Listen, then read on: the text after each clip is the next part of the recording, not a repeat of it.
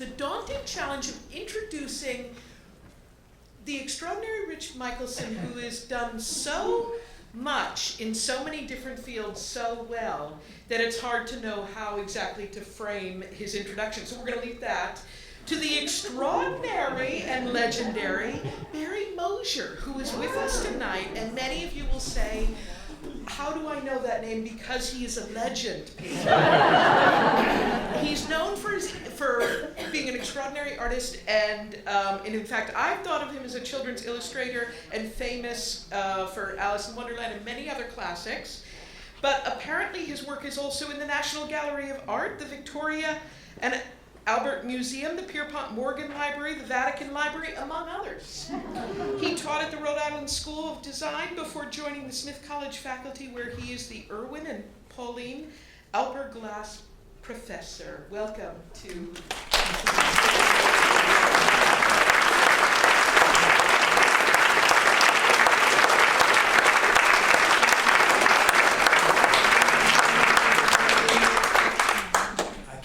Pronounce that title myself. So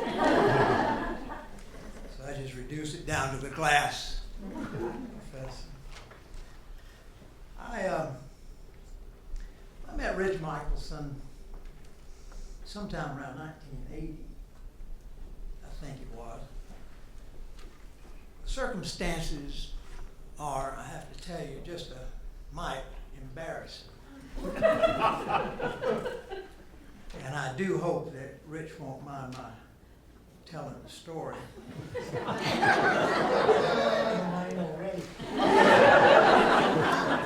Which is this.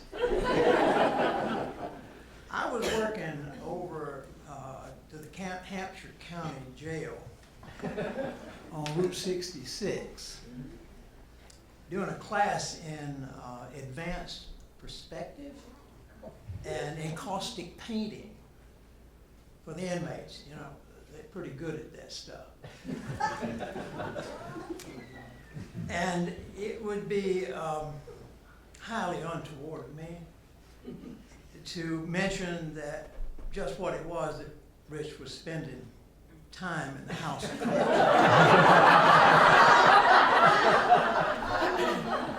But I can tell you that he wasn't in there long. 6 months. Now, that ain't true. It was Michelson would come over to visit me. And I can't tell you what I was in there for. Foolishness aside, Rich Michelson has been my friend since the 1980s, and that part of my story is true. It was 2 or 3 years later when I found out that he wrote poems. I read his poetry and recognized that he is a good poet. He wrote poems that resonated with me, often deeply. And then in 2016, I read More Money Than God, which was a finalist for the Patterson Prize. And when I read that collection, I realized for the first time, really, just how fine a poet this old friend of mine really is. His poems have appeared in the Harvard Review, the Massachusetts Review, Crazy Horse, Parnassus, Image, the Southern Review, Hustler, you know that.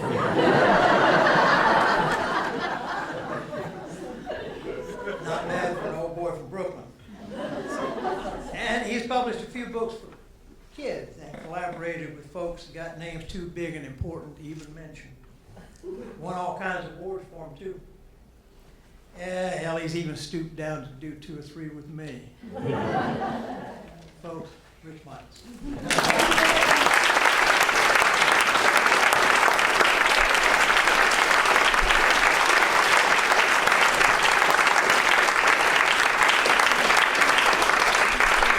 Survived that.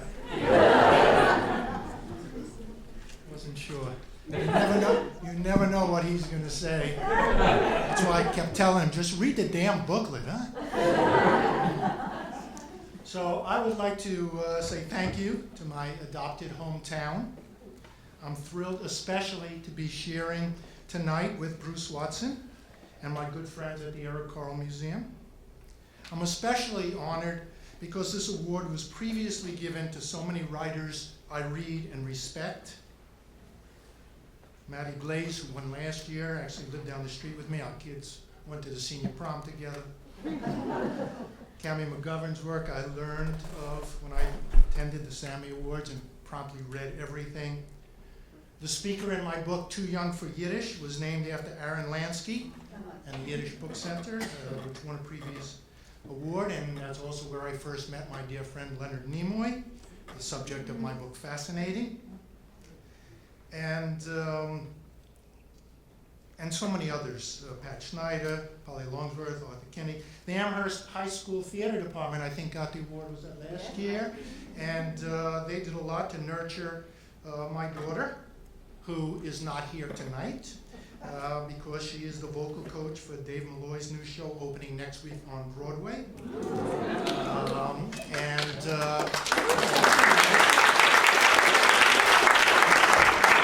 My son, however, whose name is Sammy, has no excuse. Are we taping this? Sam, Marissa? Never mind, we'll talk later. Previous awardees have also included two of my dearest friends, whose footsteps I'm happy to follow, Julius Lester and Norton Juster. And this is the sort of community that I'm so proud to be a part of. Most of my poems and books are set in East New York, Brooklyn, where I spent my first 9 years, and most weekends for the next 9 working at my dad's hardware store. Work hard, he used to say, someday you'll get out of here. Of course, now I couldn't afford to get back in. But it is still a shock to realize I have been an Amherst resident for 40 years, almost 2/3 of my life. I moved here in 1979 with one small poetry chapbook to my name. I had never set foot in this town before, but I'd worked 3 years as a traveling salesman, selling fine art posters out of the back of my van. 3 for $5, 3 for $5, 3 for $5. And then I settled for a blink of an eye in the Midwest. My wife, the same one then as now, said, if you think I am moving out here, you've got another thing coming. So she moved back east, picked Amherst off a map, told me they had a great library, and she rented us a log cabin on Pelham Road, a small space in the carrot shops, and then sent me the address, and I drove back east to move into my new business and career. On the drive here, I was reading a small press poetry chapbook, which was illustrated with a few wood engravings. The bio said that the young artist, who used to be young, who I'd never heard of, was named Barry Mosier, and he taught at Williston Northampton Prep School. I picked up a phone book and called. Barry and I gathered together some recent engravings, mostly his dark, tortured portraits. We priced them between $25 and $50, and I hung my very first exhibit. It was reviewed in the Daily Hampshire Gazette, and I was described as having a face that looked like a Barry Mosier wood engraving.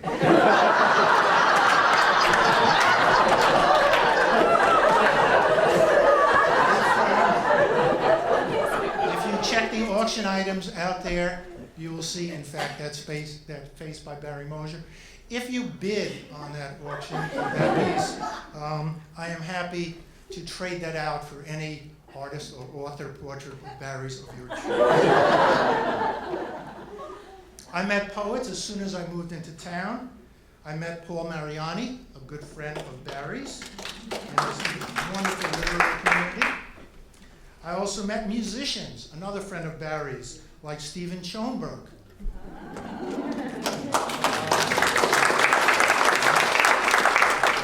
Whose musical, With Me, will be opening next summer at Berkshire Theater Festival. And if you ask Stephen after this talk, he'll sing you a couple of songs in the lobby. And most importantly, every day on my way to work, I drove past Emily Dickinson's house and the Jones Library. In 1985, a few years later, Barry Mosher stopped by my office. He'd gotten a call from an editor asking if he wanted to illustrate a picture book. A picture book? I asked in disbelief. I liked his challenging, often sexually twisted engravings. I had just added Leonard Baskin to the gallery. I was trying to build a serious art gallery. I advised against it. Worst fucking idea I ever heard, is what I said to Barry. What are you going to do, start painting little watercolor bunnies? In fact, Barry was hired to illustrate Jump, The Adventures of Brer Rabbit.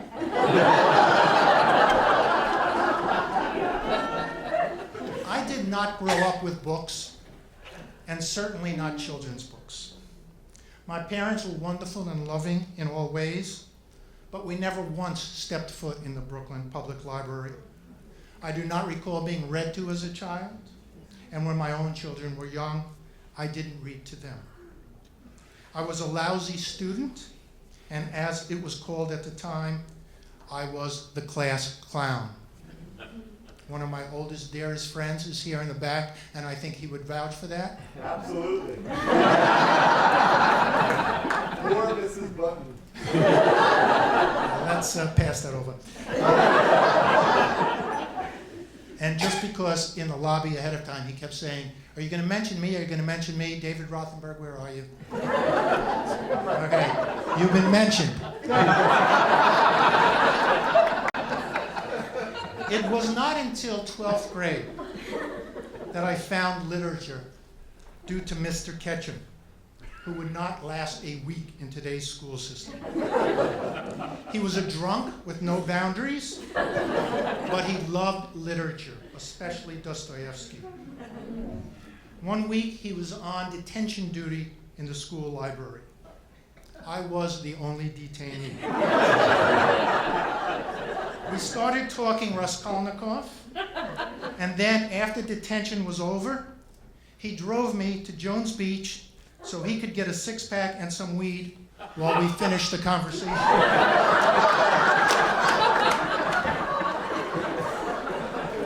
That day changed my life.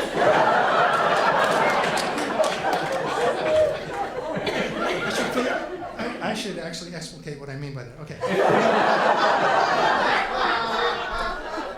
I went to the library weekly after that and started reading voraciously. Dostoevsky, Melville, Tolstoy. I met my wife in a Tolstoy class, in fact. And later the poets, Shakespeare, Amichai, Dickey, Wilbur. The first book that my daughter recalls hearing me read to her and her friends during one of her second grade sleepovers was Kafka's Metamorphosis, which is what I was reading at the time. I was that kind of a father. But now, Barry Mosher introduced me to some of his friends who came to that first exhibition of little bunnies. Among them was some guy named Eric Carle.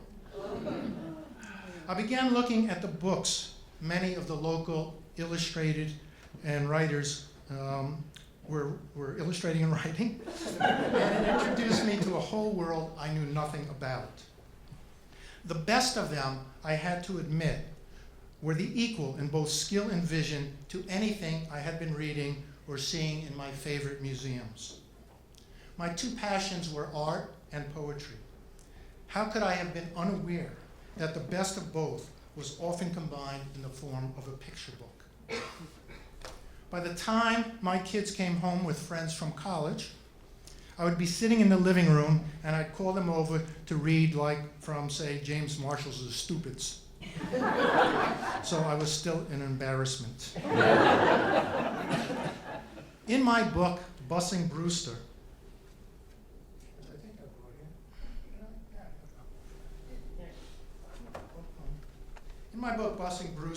Brewster falls in love with books when he is sent to the library on the first day of school after a fight for a time out. This, we have a limited edition. This is also in the lobby as part of, I think, the auction. So you'll see that piece right there. I'm up by 5:30, but Mama's already frying eggs. Don't you worry, Brewster, she tells me. You're gonna like Central. They've got rooms for art and music and a roof that doesn't leak. There's even a swimming pool inside of the building and a real library bursting full of books. Well, I don't know how to read or how to swim, but I'm glad Mama's happy. Maybe you'll be president someday, Brewster, she tells me. And she looks at me proud, like I already am. We're spending the whole first day in the library. Brian says it's called detention, but I don't mind. I've never seen so many books. I find one with a rocket ship on the cover.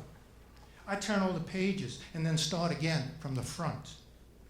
I wish I knew what it said. Miss O'Grady's the librarian. Perhaps you'll be an astronaut someday, Brewster, she says. She brings me a book about the moon landing. Mama hopes I'll be president, I say proudly. I feel stupid as soon as I say it. Even I know there's never been a Negro president. But Miss O'Grady doesn't laugh. You'll be going from here to Amherst College then, she says, sitting down next to me. We'd better begin by teaching you how to read. This book, just republished this month by David Godine, where Nat, who's selling the books, was fired. You might want to ask him about that.